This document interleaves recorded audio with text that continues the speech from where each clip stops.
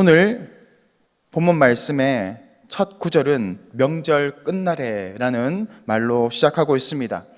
이 명절은 초막절을 가리키고 있습니다.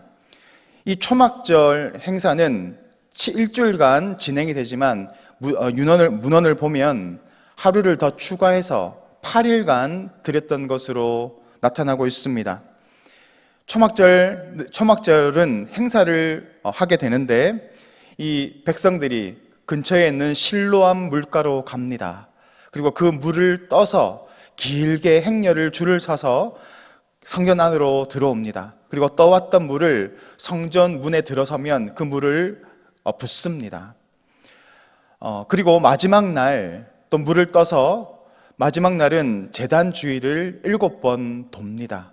그리고 시편의 113편 또 118편 감사와 찬양의 주제를 가지고 있는 이 시편의 찬양을 부르면서 떠왔던 물을 제단 주위에다가 뿌리는 그런 예식이 의례가 있었습니다.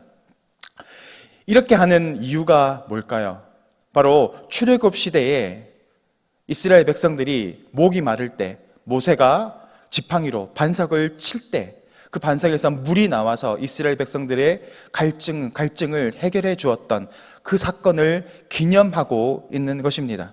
그래서 오늘 이 명절 끝날, 그러니까 제일 마지막 피날레가 되는 이 날, 제단 주위를 7번 돌면서 기쁨으로 이 물을 부으면서 하나님께서 우리의 목마름을 채워주셨다라고 기념하는 이 예식의 그 시간을 이야기하고 있습니다. 예수님께서는 그 모습을 바라보면서 그 이스라엘 백성들에게 말씀하고 있는 장면이 오늘 본문의 장면입니다. 37절에 예수님은 이렇게 말씀하십니다. 누구든지 목마르거든 내게로 와서 마시라. 어떤 의미인지 아시겠죠?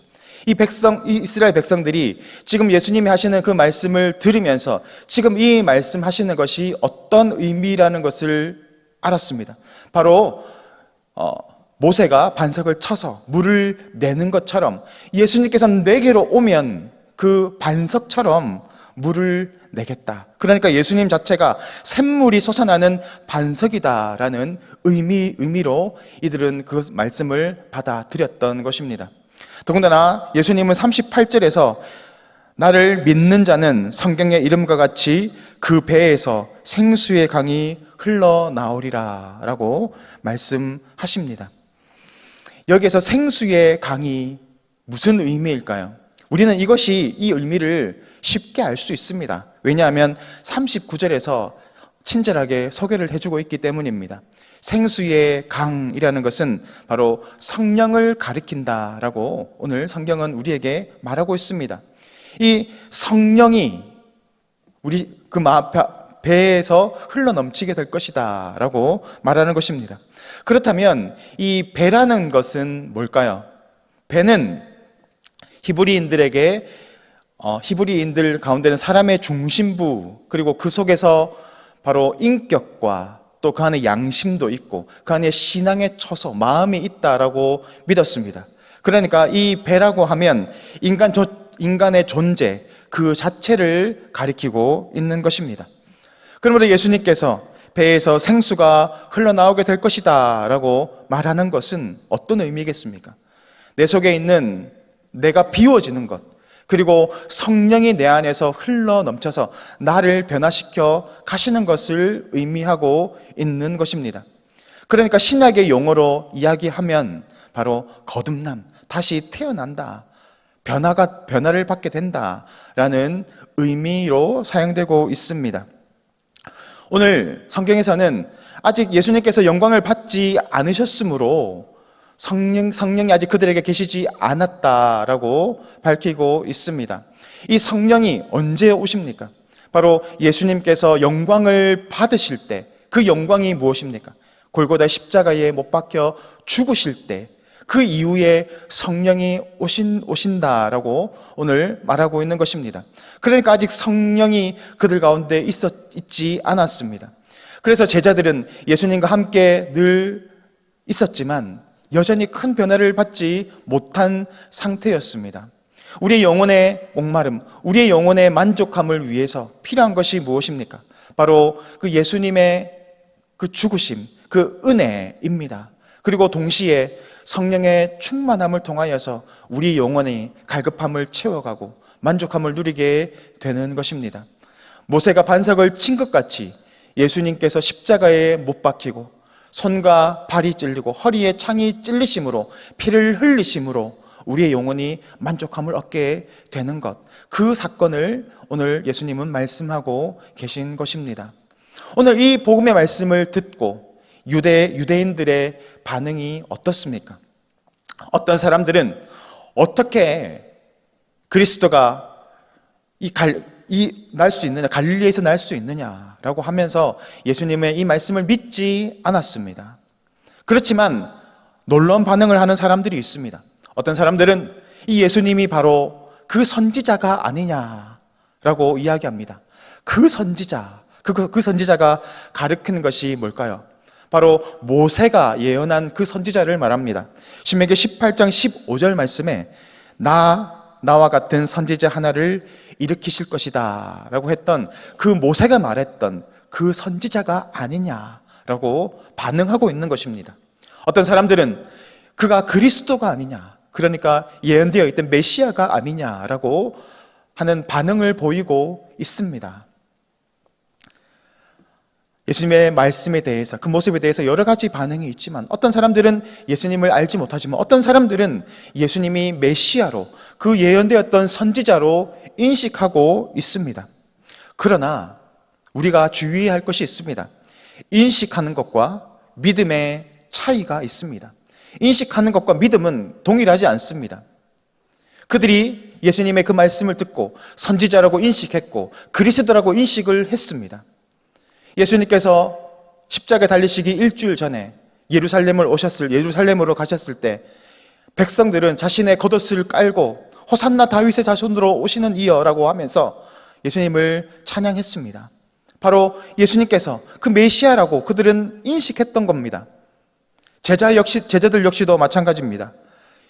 예수님을 너는 나를 누구라 하느냐라고 물었을 때 베드로는 주는 그리스도시요 살아계신 하나님의 아들이라는 그런 놀라운 고백을 했습니다. 예수님을 메시아로 알았던 겁니다. 그럼에도 불구하고 그들이 어려움을 당했을 때, 그들의 마음에 맞지 않았을 때 그들은 과감히 그 메시아 예수님을 버렸습니다. 배신했습니다. 이것이 무엇을 말하고 있는 겁니까? 우리 속에 있는 이 죄성이 내가 예수님을 메시아로 알고 인정한다 할지라도 그것을 쉽게 버리는, 우리의 의지로는 주님을 믿을 수 없고 또 그렇게 살아갈 수 없다는 것을 보여주고 있는 것입니다. 우리가 어떻게 예수님을 나의 주인이라고 믿을 수 있습니까? 성령이 우리 가운데 오심으로.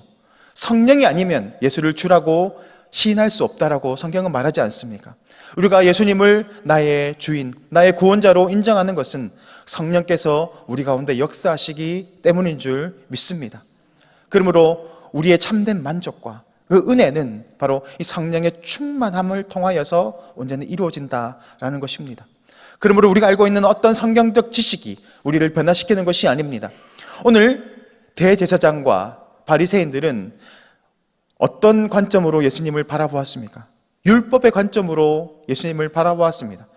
그래서 이 백성들은 율법을 모르기 때문에 그들은 저주받은 자라고 이야기하였습니다.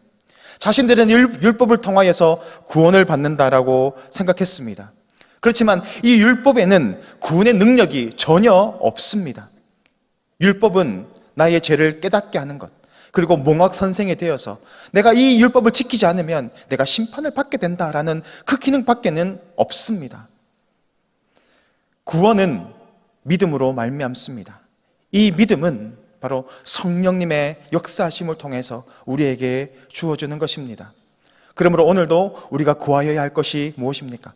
성령의 충만함을 받아서 우리에게 주셨던 이 구원의 은혜를 끝까지 붙잡고 믿음의 싸움을 싸워가는 것이 바로 우리에게 주어진 사명이자 숙제인 줄 믿습니다. 오늘도 성령의 충만함을 통하여서 승리하는 그런 복된 삶을 살아가시기를 간절히 소망합니다. 이 시간 화면을 보시고 기도의 제목을 다 같이 읽겠습니다. 성령 충만함으로 영혼의 평안과 만족을 누리며 살게 하옵소서. 율법적 신앙이 아닌 믿음으로 예수님과 동행하는 복된 삶을 살게 하옵소서. 이 시간 다 같이 기도드리겠습니다. 우리의 생명이요 능력이 되시는 주님, 주님의 은혜를 감사를 드립니다. 우리의 의지와 우리의 능력으로는 구원에 이를 수 없기에 주님께서 이 땅에 오셔서 우리를 위하여 죽으시고 피 흘려 주심으로 우리가 구원을 받게 되었음을 믿습니다. 오늘 그 구원의 은혜를 잃어버리지 않게 하시고 성령의 충만함을 통하여서 날마다 두렵고 떨림으로 우리의 구원을 이루어 나갈 수 있는 복된 인생 될 수 있도록 주님 역사하여 주시옵소서. 감사를 드리며 예수 그리스도 이름으로 기도드리옵나이다. 아멘.